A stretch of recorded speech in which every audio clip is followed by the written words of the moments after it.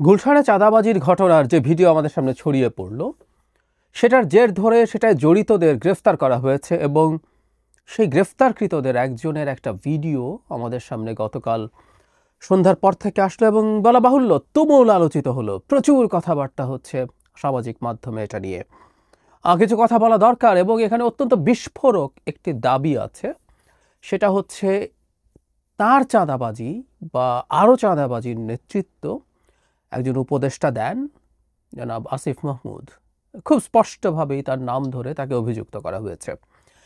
মানে জনাব আসিফ মাহমুদের নাম নানান রকম ইস্যুতে আমাদের সামনে এসে হাজির হচ্ছে এবং এই হাজির হওয়াটা নিয়ে সরকারের কোনো ভ্রুক্ষেপ আমরা দেখি না এবং আমরা বলে রাখতেই পারি এবারও সরকারের বা প্রধান উপদেষ্টার সিদ্ধান্ত তো মূলত তার কোনো ভ্রুক্ষেপ আমরা আসলে দেখব না।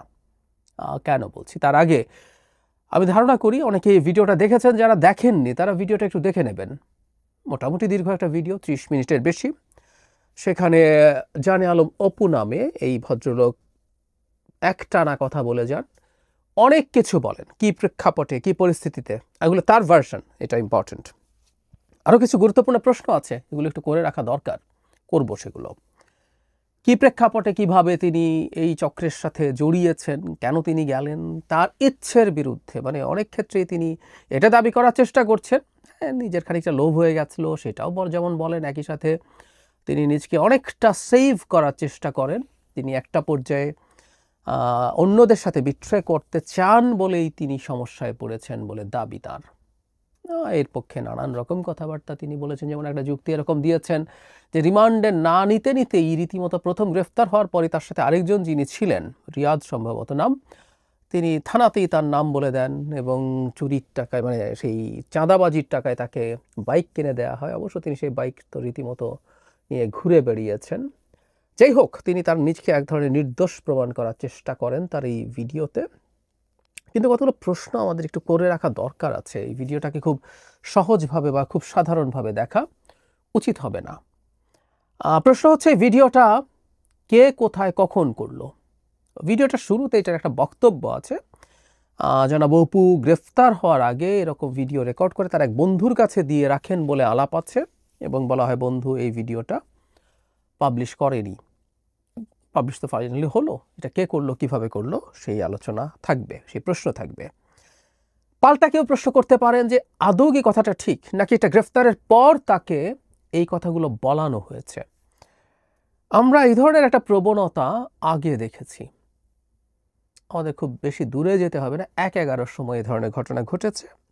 আওয়ামী লীগের অনেক মানুষের নানা রকম বক্তব্য আমাদের সামনে এসছে। অবশ্য একটা পার্থক্য আছে, সেই ক্ষেত্রে সেই মানুষগুলো গ্রেফতার ছিলেন বলে আমরা জানতাম, গ্রেফতারকৃত অবস্থায় জানিয়ে ব্যাপারটা আমাদেরকে করা হয়েছে যে পুলিশের বা জয়েন্ট ইনভেস্টিগেশন সেল এরকম কিছু একটা ছিল, সবাই মিলে তাকে, বিভিন্ন বাহিনী মিলে, বিভিন্ন সংস্থা মিলে জেরা করতেন। সেখানকার তথ্যগুলো সামনে আসতো এবং ওনারা তার কাস্টাডিতে থেকে কথা বলছেন, এটা ছিল। কিন্তু এবার এটা কাস্টাডিতে থেকে কথা বলছেন সেভাবে বলা হয়নি, কিন্তু এটা ইন ডিসগাইজ করা হচ্ছে কিনা এই প্রশ্ন আসতে পারে এবং সেটা খুব উড়িয়ে দেওয়ার মতো প্রশ্ন হয়তো না, কারণ তিনি গ্রেফতার হয়েছেন। সেটা এখানে হয়েছে কিনা, যদি সেটা হয়ে থাকে, কারা করছে, কেন করছে, কোন এজেন্সি করছে, প্রশ্নগুলো আসবে।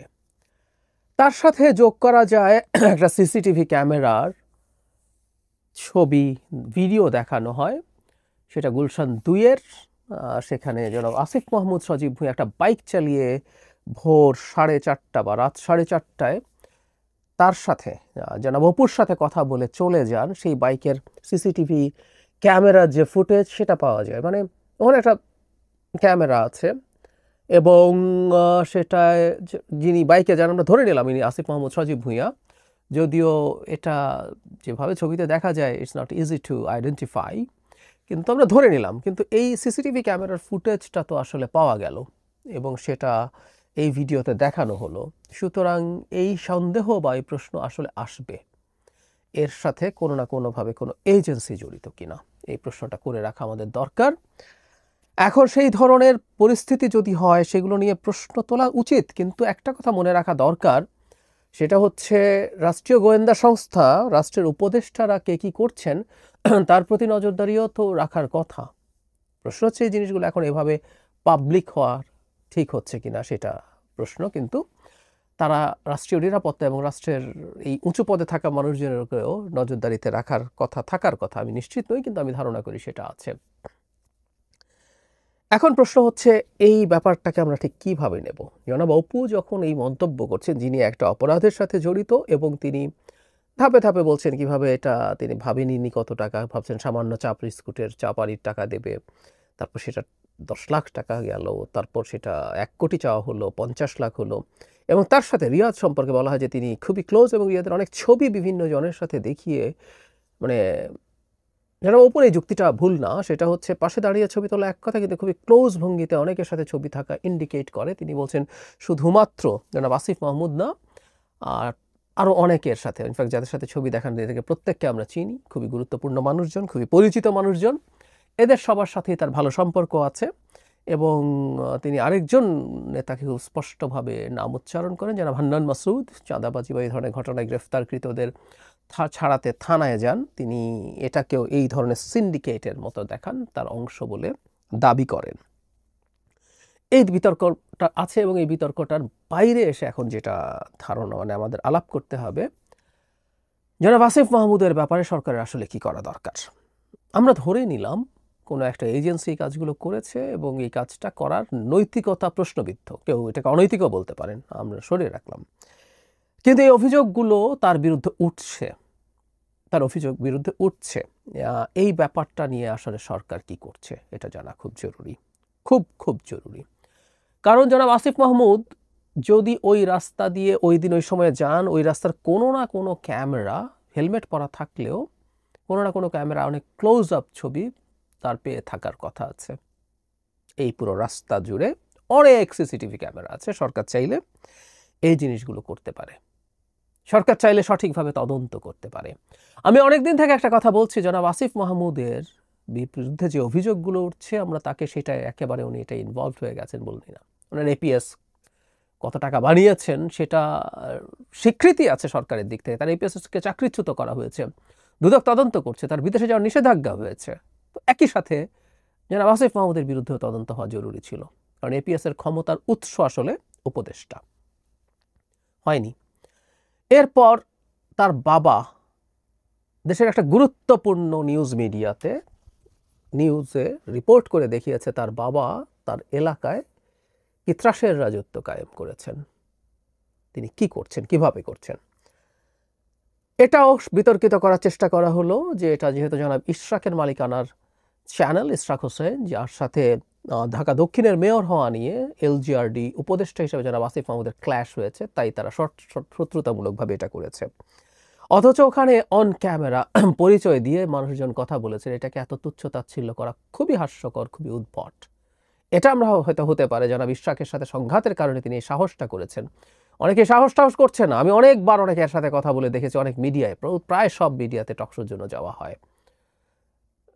ভীতি আছে সরকারের দিক থেকে, না কে কখন এসে কোথায় কোন মব তৈরি করে। এখন তো মব পরিকল্পনা করে মব তৈরি করা যায়। এই যে অপুর ভিডিওতে আছে যে তারা পরিকল্পনা করে, মব অবশ্য পরিকল্পনা করে হওয়ার কথা ছিল না, কিন্তু আমরা এক নতুন ফেনোমেনন বাংলাদেশে দেখছি যেখানে মব তৈরি করা যায়। সো তাদের ভীতি আছে, তাই তারা অনেকে করে না। যারা ইশরাক যেহেতু তার সাথে একটা ক্ল্যাশ আছে, তিনি সেটা করলেন। কিন্তু এই রকম একটা খুবই কনক্রিট ধরনের রিপোর্টের ব্যাপারেও সরকারের কোনো কগনিজেন্স আমরা দেখিনি, নিয়ে সেগুলো নিয়ে তদন্ত এবং সেগুলো নিয়ে ব্যবস্থা নেয়, এবং ব্যবস্থা নেওয়ার আগে যেটা জরুরি সেটা হচ্ছে এরকম একটা মানুষকে পদ থেকে সরিয়ে দেওয়া, করেননি।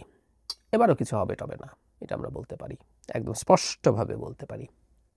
ডক্টর ইউনূস কেন যেন সিদ্ধান্ত নিয়েছেন, অবশ্য এমপ্লয়ার, এবং জনাব আসিফ মাহমুদ নিজে তার ইন্টারভিউতে বলেছেন, যে ইন্টারভিউতে তিনি সেনাপ্রধানকে নিয়ে অনেক কথা বলেছেন, যিনি ডক্টর ইউনূসকে নিতেই চাননি, ঘন্টার পর ঘন্টা আলাপ করেছেন, শেষে বুকে পাথর চাপা দিয়ে তাকে মেনে নিয়েছিলেন। মানে একটা উপদেষ্টার চেয়ারে বসে এসব ফাজলামো বাংলাদেশেই সম্ভব। এই ফাজলামোগুলো হয়েছে এবং এখানে তিনি বহাল তবিয়ত উপদেষ্টা পদে আছেন। কথাগুলো সত্য হলেও তর্কের খাতিরে ধরে নিলাম। এগুলো কেন করা হয়, ওই সময় করা ঠিক আছে কিনা, এগুলো না বোঝার কোনো কারণ প্রফেসর ইউনূসের ছিল না, তা আমি মানি না। যাই হোক, এগুলো ছিল, তাকে সরিয়ে রাখা দরকার ছিল, সরিয়ে ফেলা দরকার ছিল, সরিয়ে ফেলে তদন্ত করা দরকার ছিল। কেউ কেউ বলেন তিনি নির্বাচন করবেন, তাই এখন তার বিরুদ্ধে শত্রুতা তৈরি হয়েছে। উনি একটা ইন্টারভিউতে জনাব খালেদ মহিউদ্দিনের সাথে নির্বাচনে যাওয়ার কথা বলেছেন এবং সেই নির্বাচন তিনি নিশ্চিত নন এনসিপি হতে যাবেন নাকি স্বতন্ত্র যাবেন, কিন্তু নির্বাচনে যাবেন, গেলে তার আগে তিনি পদত্যাগ করে যাবেন। বহুবার বলেছি এই পদত্যাগ করে যাবেন এটাও বাজে কথা, বাজে জিনিস, এটা হওয়া উচিত ছিল না কোনোভাবেই। ওই তর্কে এখন আর ঢুকছি না। তো সেটার কারণেই কি এটা কেউ বলতে পারেন, কিন্তু প্রত্যেকটা জিনিসকে গা থেকে সরিয়ে ফেলার প্রবণতা ভালো না। সব শুধু চক্রান্ত, সব শুধু সুনাম নষ্ট করার চেষ্টা। আমরা প্রচুর খোঁজ খবর পাই, তথ্য পাই। আবারও বলছি, এগুলো মেইন স্ট্রিমে আসে না বলে কথা বলি না, এগুলো সব মিথ্যা না, এগুলো সব মিথ্যা না। কি ঘটে, কি ঘটছে, কারা নেতৃত্ব দিচ্ছে, কিভাবে নেতৃত্ব দিচ্ছে, এগুলো জানা যায়। অনেক আগে বৈষম্য বিরোধী ছাত্র আন্দোলন যখন এই এনসিপি তৈরিও হয়নি, তখন যখন নানান অনিয়মে জড়িত আছে, তদবির এটা সেটায়, এই বৈষম্য বিরোধী পরিচালিত হয় হেয়ার রোড থেকে, মামা ফাতেমা বলেছেন, একাধিকবার বলেছেন, আমরা জানিও, জানতামও। ফলে জনাব আসিফ মাহমুদকে এগুলো দায়ভার নিতে হবে। আবারও বলছি, এটার সাথে তিনি জড়িত আছেন সেটা আমরা কনক্রিটলি বলবো না, কিন্তু একটা জেনুইন সুষ্ঠু তদন্ত হওয়া জরুরি এবং সেই তদন্তের স্বার্থে তার এখানে ক্ষমতা থেকে সরে যাওয়া দরকার। এমনিতেই তিনি আর খুব বেশি দিন থাকার হয়তো কথা না, নির্বাচন করবেন, নির্বাচন করার জন্য সরকার থেকে বেরিয়ে যাবেন। যে নিশ্চয়ই তফসিলের কয়েকদিন আগ পর্যন্ত তা না, অবশ্য কেউ বলতে পারেন যদি তিনি করাপ্ট হন, প্রতিটা দিন মানেই বহু টাকার ব্যাপার, তাহলে যত দিন পর্যন্ত থাকা যায় ততদিন হয়তো সুবিধা, হয়তো সেই চেষ্টা তিনি করবেন। কিন্তু আমি বারবার একটা প্রশ্ন করছি, ডক্টর ইউনূস কেন এই বদনামের ভাগিদার হচ্ছেন? আসিফ মাহমুদ ফোন করেছেন, তারা চাকরিদাতা, এই জন্য। এই অন্ধত্বগুলো ভালো না, এই অন্ধত্বগুলো ভালো না, খুবই খারাপ। বিশেষ করে খুবই টার্ময়েলের টাইমে একটা জাতির কাণ্ডারে যিনি, জাতির হাল, ঝঞ্ঝা বিক্ষুব্ধ একটা জাহাজে যিনি হাল ধরেছেন, সেই মানুষটা এরকম হওয়া উচিত না। কিন্তু তাকে আমরা সোফার যা দেখলাম, আসিফ মাহমুদ সজীব ভুঁইয়া বহাল তবিয়তেই থাকবেন, এটা নিয়ে আমি একেবারেই নিশ্চিত।